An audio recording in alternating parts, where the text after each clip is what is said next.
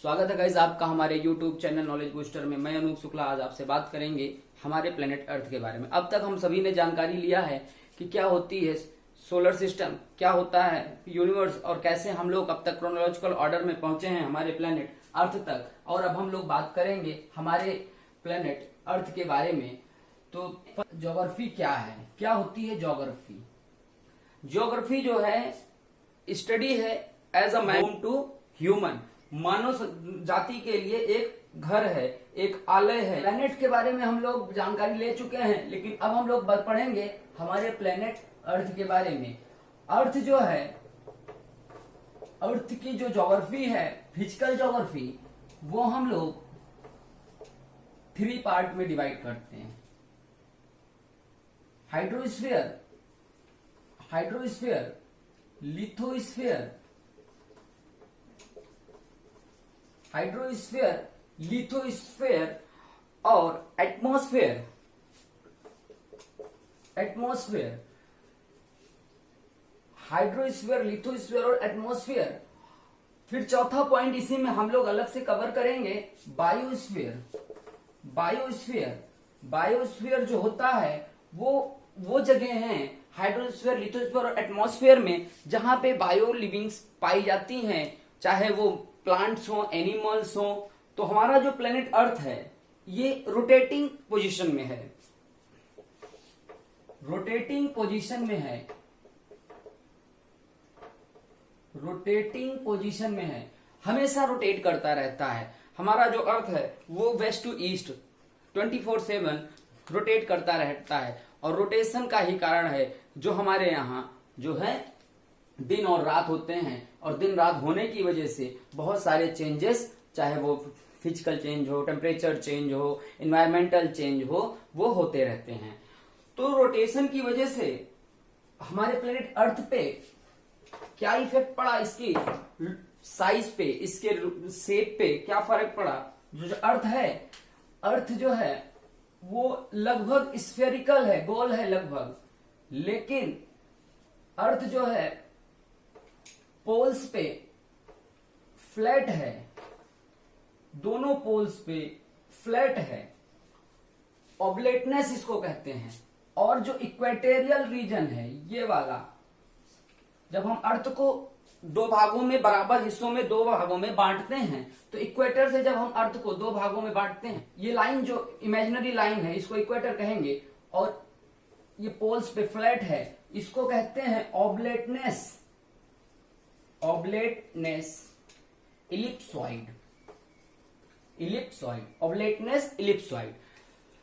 जो ये फ्लैटनिंग है ये रोटेशन की वजह से है, सेंट्रीफ्यूगल फोर्स की वजह से पोल्स जो है वो फ्लैट हो गए हैं, और जो इक्वेटर है वो थोड़ा सा बल्ज है, बल्ज है इक्वेटर, जिसकी वजह से पोल्स का जो डायमीटर है, पोल टू पोल डायमीटर, वो 12,714 किलोमीटर का है, लगभग 43 किलोमीटर का डिफरेंस है, डिफरेंस है 43 किलोमीटर का। और वहीं पर इक्वेटर का जो डायमीटर है वो 12,756 किलोमीटर का है। अब बात करते हैं सरकमफेरेंस, जो इक्वेटर पर है वो 40,075 किलोमीटर का सरकमफेरेंस है, इक्वेटोरियल सरकमफेरेंस, इक्वेटोरियल सरकमफेरेंस वो है 40,075 किलोमीटर। हमारा प्लेनेट है वो स्फेयर है, जो हमारा प्लेनेट है वो स्फेयर है। इसका प्रूफ क्या था, कैसे? पहले जब आज के टेक्नोलॉजी जब नहीं थी तब पहले, तो क्या प्रूफ था? तो इसके 2 मेन प्रूफ माने गए। Proof of being our planet, planet spherical. तो पहला जो प्रूफ माना गया वो था लूनर इक्लिप्स। जब लूनर इक्लिप्स होती थी तो धरती जो है सूर्य और चंद्रमा के बीच में पड़ती थी। इस वजह से जो है लूनर इक्लिप्स में जब छाया जो है चंद्रमा जो है धरती की छाया पड़ती थी तो वो गोल स्फेरिकल दिखाई पड़ती थी। इस वजह से माना जाता था धरती जो है वो गोल है, गोल है। जो दूसरा हमारा प्रूफ रहा वो प्रूफ ये रहा कि कैसे जो है जब हम सी में समुद्र में किसी जो है शिप को देखते थे, तो जब शिप जो है किसी जो है दूरबीन से दूर दिखाई पड़ती थी, तो जब ये पता चलता था कि कैसे जो है धीरे धीरे वो शिप अंदर झुकती हुई, जैसे ये समुद्र है, तो समुद्र में जब यहां से खड़े होके हम लोग देखते थे तो शिप जो है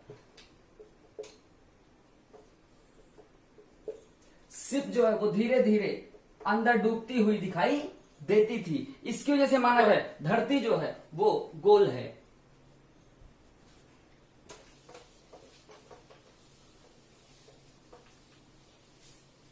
ये दो प्रूफ्स रहे जो कि प्रूफ करते हैं कि धरती गोल है। आज तो हम सैटेलाइट्स व्यू से पता चलता है कि धरती गोल है, लेकिन आज से लगभग 200 साल पहले, 300 साल पहले, 150 साल पहले नहीं हमारे पास इतनी टेक्नोलॉजी डेवलप थी, तब हम लोगों को सिर्फ अंदाजा था कि कैसे जो है धरती गोल है। और अब हम लोग बात करते हैं ग्रेट और स्मॉल सर्किल्स की। जो हमारी धरती पर इमेजिनरी लाइन है वो क्या होती है, ग्रेट और स्मॉल सर्किल्स।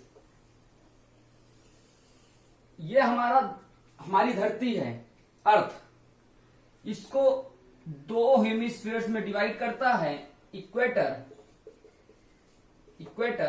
इसी को कहा जाता है great circle. Great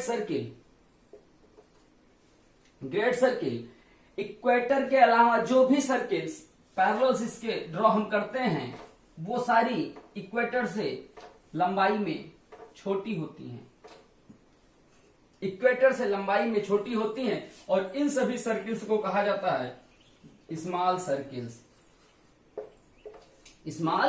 circles.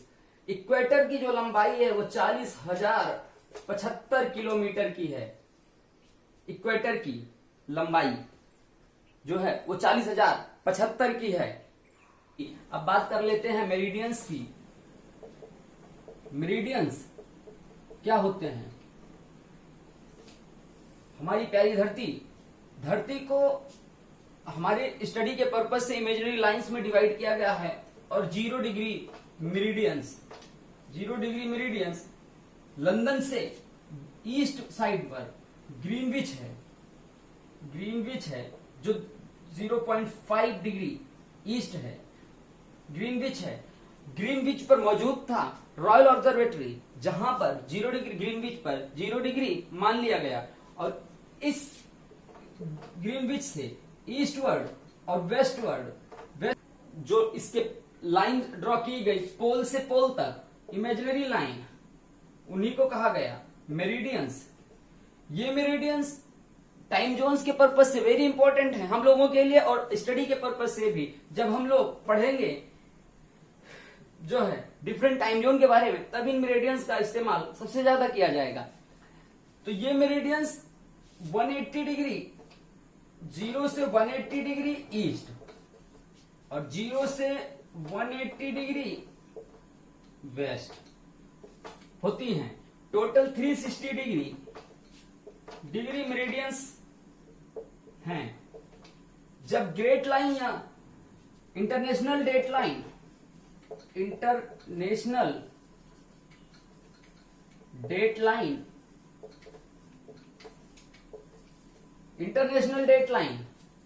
180 degree east और वेस्ट, इसे डिफरेंशिएशन होता है डेट की।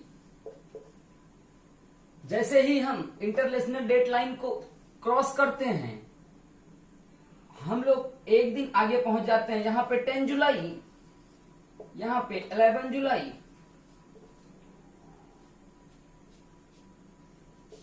ये होता है। अब बात करते हैं इन मेरिडियंस में क्या खासियत होती है। तो ये मेरिडियंस जो होते हैं ये हमेशा पैरेलल्स के 90 डिग्री राइट एंगल पर पैरेलल्स को क्रॉस करते हैं। मेरिडियंस हमेशा नॉर्थ एंड साउथ डायरेक्शन में होते हैं और ये पोल टू पोल मूव करते हैं। पोल टू पोल ये लाइन होती हैं। और जो मेरिडियंस दो मेरिडियंस हैं, पोल्स पर इनकी डिस्टेंस दो मेरिडियंस के बीच की सबसे कम और इक्वेटर पर सबसे ज्यादा होती है। दो मेरिडियंस में 100 किलोमीटर 111 किलोमीटर का डिफरेंस होता है 1 degree meridians and 0 degree meridians में। और बात करते हैं कितने मेरिडियंस हम लोग ड्रॉ कर सकते हैं हमारे धरती अर्थ पर, तो हम लोग infinite number of meridians can be drawn on the surface of the earth. कोई संख्या नहीं निर्धारित है कितनी संख्या में हम लोग मेरिडियंस को ड्रॉ कर सकते हैं सरफेस पर। और इन्हीं मेरिडियंस को लॉन्गिट्यूड भी कहा जाता है। जो पैरेलल्स होते हैं उन्हें जो है लैटिट्यूड भी कहा जाता है। में पैरेलल्स जो है हमारी धरती को बांटने वाला बीचों बीच से इक्वेटर, जो कि धरती को 2 हेमिस्फीयर से south hemisphere, north hemisphere 2 hemispheres में बांट देता है इक्वेटर। जो भी इस लाइन के पैरेलल रन